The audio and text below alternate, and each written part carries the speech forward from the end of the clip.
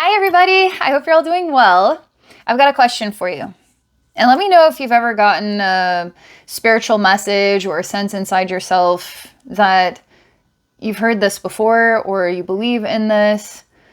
So this conversation, this question came up. This is for Joe and I through an experience that we had in the middle of the night. We talked about the next day, did some journeys into it. This is the question. Okay. Did you ever feel like the mirror of reality? So those who choose to be a representation of bringing the hell into our planet versus those who choose to be a representation of bringing the heaven into our planet. And so somewhere in the mirror, there's been more of an amplification of it's easier to bring in the hell and live by creating more hell, and that those who bring in the heaven then will be punished or persecuted. That mirror is shifting gears. So those who will bring in hell then will be bound by the hell that they've created. And those who bring in heaven then will be bound by the heaven that they've created, so that then the amplification of heaven on earth is sort of in the process, okay? Is there an easier way to put this question? So those who do evil and create evil, instead of evil flourishing, now they will be bound to the reconciliation of those actions. And then those who bring in heaven will be part of that experience. So things are turning in reverse. Does that make sense? Do you ever have a feeling that the world is choosing that path, or is becoming more an emanation of that path? So you could look at society today and say, wow, it feels really like the evil or the hell is a lot more visible, a lot more obvious than it's ever been before. And it feels like we're all doomed. But isn't it possible that this is just one giant boil and it needs to get lanced and the painful infection needs to squirt out and we're all in pain over it? And we're all witnessing it. We're all a part of this. This is like the dimensional reality of what we're moving through, the infection that we're clearing, and the shifting of the mirror of hell into a reality of heaven. Should we ever give up on that? Should we ever say, nah, it's going to be hell. It's always been hell. Forever will be hell. Eternity in hell on earth, right? Couldn't we believe, and couldn't we say that something inside of us does believe or does know that this is meant to shift gears at some point? So no matter what this looks like right now, it's just a part of the concept of now. Doesn't mean it's an eternity of now. Like there's a new eternity of now that we are ascending into. And that ascension, so to speak, which is the Heart Center Collective, is a collective of us all working together, really seeing the value in each other and bringing out each other's talents. It has nothing to do with anything ego-based. It has everything to do with just communication of love, efforts of love, working together in love. And that's not a boring thing. That's not a boring reality. Like, love doesn't create a boring world. It creates a creative and exciting, advanced civilization where everybody is valued. And now it's like a Star Trek reality where we're actually exploring beyond and taking adventures into the unknown worlds and bringing back what we've learned. These are concepts of heaven, right? These are concepts of how wonderful it can feel to be alive, to take adventures, to explore each other, to enjoy this incarnate state, So I'm bringing this up first because I'm going to kind of circulate it back to somewhere in the middle of the night, which would be like in the early morning, around 3 a.m. I noticed myself, I was awake and I was really aggressively angry, okay? And I noticed myself reflecting on certain memories, and I was just like bitterly talking to somebody about how this has made me feel, and right and wrong, and justice versus injustice, and I was angry at God, okay? So I sometimes you wake up and you are aware that you're doing it, and sometimes you wake up and you're not quite aware that you're doing it yet until you become aware, and then you say, why am I screaming in my head right now? Like, since when did I start doing this, and why was I inspired to do this? Anyway, so I noticed that there's something a bit ragey going on here, and I asked myself, is this true? Or is this true, this anger? Is it coming from a place of the honest truth? And if it's coming from a place of the honest truth, what do I do about that honest truth? How do I mend and heal? Do you ever have events happen in your life where they're wronging? They're wronging in a way that there's no real reconciliation of it. And there's no really emotional state that's going to help you really through it other than you just exist with it. Sometimes we have experiences that are like this. They're complicated like this, and we don't know what to do about it other than to exist in it and to just, it is what it is kind of thing. That doesn't mean we're not going to be angry about it. And we work on peace and forgiveness and patience and stuff like this. This is kind of in a nutshell what, was inspiring me around 3 a.m. and talking to God and then reflecting about this anger and where it was coming from. Well, little did I know, I guess Joe was awake too, having a totally different experience where he was visited by this sort of dark pillars, what he was describing it as. And then these beings started to come forward and they were saying all these amazing, beautiful things about reality and the way the world is turning and things that are changing. And it was super positive.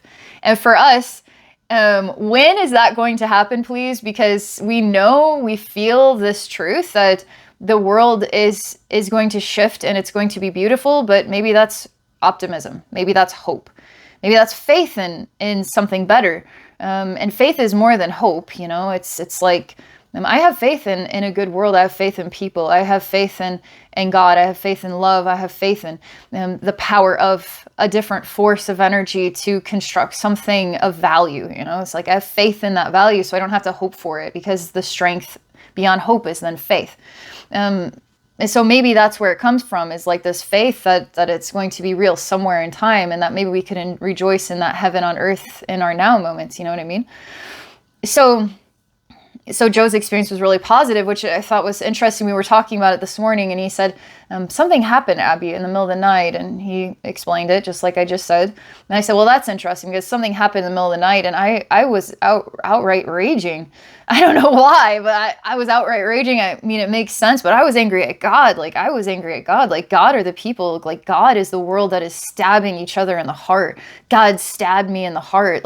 Do I stab God back? Did God stab me? Is that me stabbing myself? This crazy, mirror dimension concept about the cosmic concept of God and then the concept of being human and these interrelationships in our reality. I was really exploring this, okay? And Joe's like, well, why not do a journey into it and really see what the reality of this is? So I did. I went and visited Joe last night, which actually began with something of my own experience first. And from that something, which I'll tell you about it, then brought me into what Joe's message was all about, which then brings me back to the initial question. What do you guys think? Do you feel like the mirror is shifting, and that where hell can flourish, now heaven will flourish, and there's a reconciliation of all of this time and all of this energy? And we'll always be learning and growing. And I'm convinced that what is morally right and morally wrong are all kind of part of the same team, and that we're just simply learning about what love is. Isn't that great? The most evil is teaching us about what love is, and the most benevolent that wants to heal and nurture is then teaching love to evil. And it's painful on both sides. How dare this light teach me about love? I'm going to destroy the world. And then how dare this evil not understand what love is? You're going to destroy everything, including yourself. I don't care. How dare you teach me about love? And it's just this ridiculous charade between the angel and the demon, and who's we're learning about love because of this dynamic, We're learning about it on both sides. We're learning about it, but reconciliation is necessary. We got to heal these wounds. We got to heal this time. We got to heal each other. So anyway, did a journey into who visited Joe. What is this dark pillar and all these voices of love that were talking about the world changing, and very positively so. Okay. We've heard it before. We've heard it many times before. Still not there yet, visibly. But I went into it. And the first thing that I experienced was about my experience in the middle of the night, the raging event.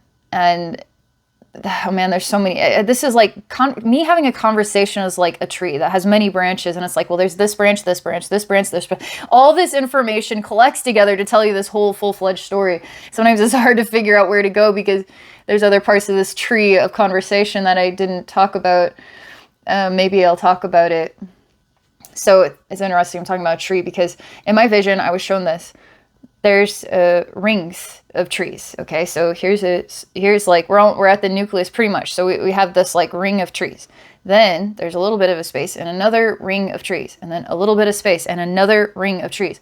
And these rings of trees get bigger and bigger and bigger. Okay, and it actually expanded all around the planet. These rings of trees expanded somehow, some way. They expanded all the way around the planet. In this other dimension of Earth, there's these rings of trees on purpose.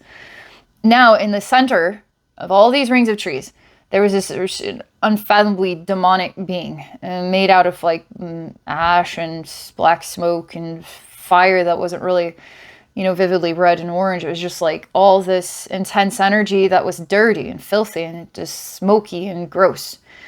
And his face was actually appealing. I mean, he had actually a very appealing smile. He had really nice teeth, a nice smile, nice face. But you could see that disappointingly so, he represents an evil priest, evil Christian priest. I don't like, Christianity has a lot of evil sides to it, but it has a lot of beautiful sides to it too. But yet, that's what he looked like. And he had a mouth that was cut, like, straight, and it kind of opened up in these flaps, and it was like cut like a cross, and it opened up in these flaps, and he had all this like furnace of fire inside. And what he represented was bringing out illness. Not like virus illness, like cancer illness, like what would inspire your body to start to degrade from the inside out and die. I mean, he inspires death, but painful death. It could be even slow, painful death. It was hard to even get close to him because it was really overwhelming my throat. He was overwhelming different parts of my body. Like, it made it feel like certain parts of my body were going to pop. It was uncomfortable.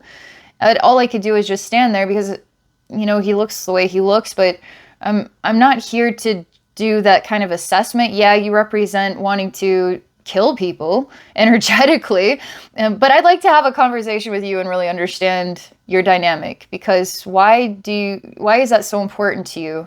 Why do you want to be the way that you are? Why does that bring some kind of relief to your experience of reality? I just want to understand, And so I just stood there and I just kept looking at his face. And so he had this great smile, but then it would turn into these weird flaps and he just looked kind of grotesque. And I just kept looking at him, and I started to notice that, parts of my body weren't really hurting anymore. Because I wasn't really bothered by who he was. I just let him be him and I'll be me. And I just asked him, who are you and why are you? And the reason why I'm here is because I was raging in the night. Well, Joe got this message, and then now I'm in these rings of trees. I'm just trying to make sense of it. But what was interesting is he was surprised that anybody would actually have a conversation with him. That was the first thing, is that he was confused that I would actually talk to him. Like I should be running away or screaming, crying, receiving his ingestion of, like, I don't know, the death of myself or something. And so that says something. Like, that says something in and of itself, that this being, nobody would ever talk to this being. And in a way, he would feel more comfortable if you didn't talk to him. So his discomfort was me just standing there talking to him, was his discomfort. Do you understand what a big message that is? That says something. So if we run away from these evil beings, then we're just doing what makes them feel more comfortable and then letting them do what they need to do, which is part of their soul pain. And then we become part of their soul pain as well. So if we stand there and face them and we don't run away, we make them uncomfortable. And we're actually taking a step towards healing them instead of allowing them to flourish in their existence of pain and suffering that they create for themselves and others, right? Well, I was asking him, these questions, and some kind of memory came back to me. And it was a memory about a pot. And it was kind of like a kid's teapot, had a rainbow on it. It was kind of faded out. And I had this conversation about, what is this pot? If it is whole or if it is broken. And if it is in pieces, is it still whole? And I took the pot and I smashed it. And I said, it doesn't matter, because you can't ever have the pot anyway. Whether it's a whole or in pieces, in the pieces, is it in its wholeness? Is it still whole? And there was some kind of bitterness about it, some kind of hurt about it, in talking to God about this pot. And I asked him if he knew the answer about the pieces, if the pieces still made it whole. It didn't matter anyway if it was whole or if it was broken. And what did it mean to this being? And that's, again, kind of mind-blowing to him, because he wasn't expecting anybody to come and talk to him. But what he did, which I was a little uncomfortable about at first, but he took all the pieces of the pot and started to plant them in the trees, in the third ring. And in the trees, then I started to see the sadness in children and the suffering of children. And we're talking the extreme suffering and even mild suffering of children, but it's children whose hearts are broken, basically, whose souls could be shattered. And they were in this third ring of the trees. And I started to see many souls of children, and they were sad and they were crying out for help, but there was no help for him. And that's what he planted, those shards, and that's what I saw. And then something else happened. I started to notice there's these eyes, these flaming eyes, kind of like the eye of Sauron in The Lord of the Rings, The Hobbit. And the eye of Sauron has come up for Joe in another journey where he was... That's an airplane going over top of my house. Anyway, so that's come up in another journey, and he was doing just healing for, just healing for the planet and healing for humanity just in our own time. And there was lots of orbs of light that he was placing, and these orbs of light were going to kind of like black holes, but black holes with love, pulling in all that negative energy, and then pulling in the negative energy so that we can actually experience the sound of harmony, or the sound of our true soul energy, our true songs, our true nature. Because without that negative vibration there, we can actually hear correctly. Because that negative vibration distorts our clarity of who we are and why we're here, and etc. And then in placing these orbs, he started to notice these eyes of fire were kind of looking from different parts of the planet. And so he was amplifying the reflective mirror of light and blinding them with the light so they couldn't see. Only when it was dark could they see into darkness, but if it was too bright, they couldn't see into that light. So all these eyes were being blinded. So these fire eyes started to appear in my journey. And I started to put the fire eyes into the trunks of the trees within the second ring. And then there's one ring close, and then this man was still standing there. So these eyes then were in the trees, and the trees were kind of in pain, and they were burning from the inside out. But all was in the balance at this time. There wasn't anything I could do about that. I wasn't meant to have anything that I could do about that. But the next thing that happens is this man in the center, something unexpected. The ground changes. A tree starts to grow where he's standing. And that tree then is kept safe by the inner ring and by all the rings of the trees that go across the whole planet. And this being starts to become captured inside of a tree. So there's basically two forms as one. The tree is basically a container for the soul in this other dimension of Earth, okay, with the rings of trees. Who put them there, I don't know, but there was purpose to it. So he's being contained by this tree, and this tree was in a lot of pain about that. And I saw God come, what can only be described as God comes through a fold in the scene, and helps the tree find a state of harmony so that the tree could fall asleep, and then the being within the tree would fall asleep. And the other trees started to be supported in their process, in their work, in their calling. And the trees told me that they were born for this, and part of what they were born for was going to be painful, but they were becoming stronger through their calling, their purpose. That would also include the transmuting of pain from our planet. But they were born for this. And I started to experience lots of support for these rings of trees that are part of the containment or the release or the healing of our planet. There's a lot more healing going on than just this. I'm telling you this is the first half of the story. I'll tell you the second half of the story. But it's important that I make this video and this message so that you can see that there are people in the world that do care about planet Earth, that are healing the planet behind closed doors, and that weird stuff, we come across weird stuff every now and then, and we do works to shift that energy, right? But I wouldn't be able to access it if there wasn't a divine time about it. And now I'm meant to make this video and tell you about it so that you can think about it and decide what it means for you. And is it possible that this is just another step in the process of the reverse of the mirrors? Is it that these beings that are creating hell need to endure hell? They will only ever endure their own creation of suffering. We only ever can endure our own creation of suffering. It's not like somebody creates the suffering and then we endure their suffering. We can choose that, yes. But nobody is forcing this as like a state of suffering for this being that would be creating suffering for others. It's actually just divine time for this to get reconciled, and this is the method to reconcile it. The next step after this scene, I was taken to another space where there was this, it was pretty cool to look at. It was just made out of lots of kind of triangular shapes, and it's kind of like an energy space that was open in the sky, kind of represented light and heaven, that sort of thing. There was a big angel that was made out of just like whites, basically. There was no real eyes. There was just kind of the formation of a face and a body and then big wings, and it was just all white. And there was a box that was open, and all these rays of light were coming out of the box, and it was about abundance.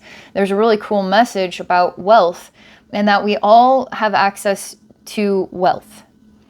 And wealth, that you could call it material wealth, we all have basically surrounding us huge piles of golden coins and anything lavish you could ever want in your whole life. You will either have physical access to it, or you'll have energetic access to it inside your heart. And that what you're meant to learn in this life, and you create the learning for yourself technically, but it is guided at the same time. But you'll have access to it, or you won't, and that but you will always have wealth no matter what. You will always have wealth no matter what. For somebody who's struggling in poverty, that's probably, oh great, I have wealth in my heart. Yay, that's not going to help me eat food and survive this nightmare of a life that I'm living. But that's the message, okay? It's the divine truth.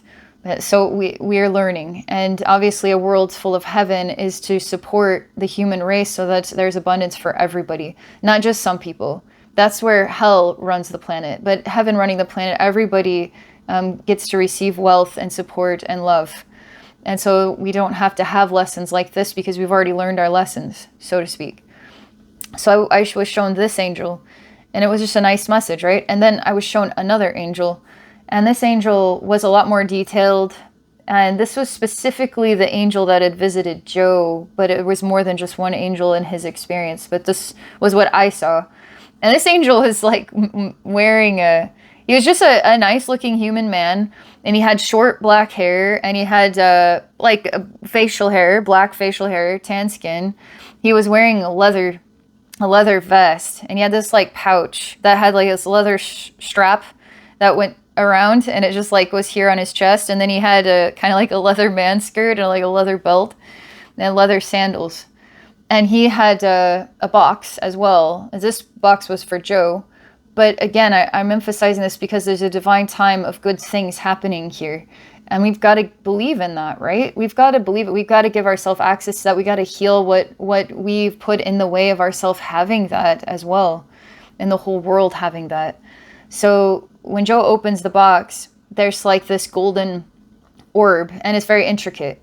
And a weird thing happens because he's holding it between his two fingers like this, and it pierces his skin, and a little bit of blood enters into the orb, and then it opens.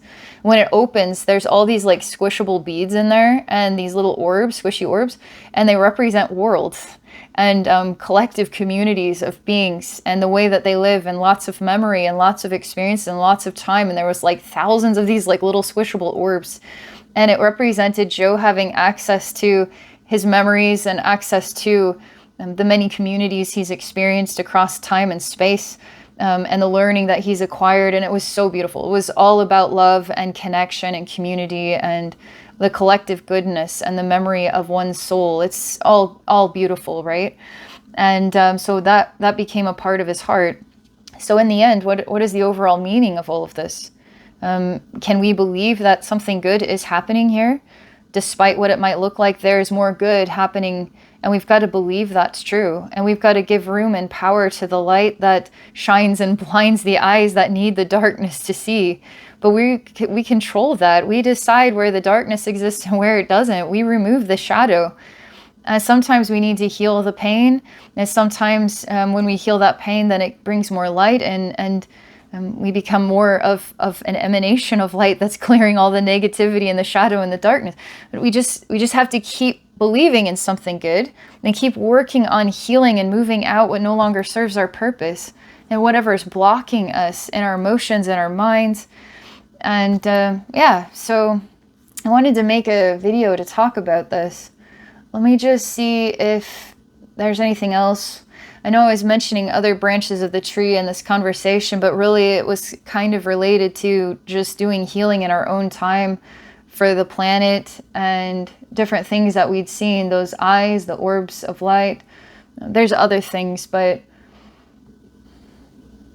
yeah, there's something good happening here. I just wanted to say all of this and let you guys think about it. All right, hope you're all doing well, and thank you for being a part of my world here on YouTube. If you ever want me to take a look at something you got going on in your life, I'd love to share some wisdom, some healing for you. You can book a session at my website at abbeynormalswisdomquest.com. Have a great day, everybody.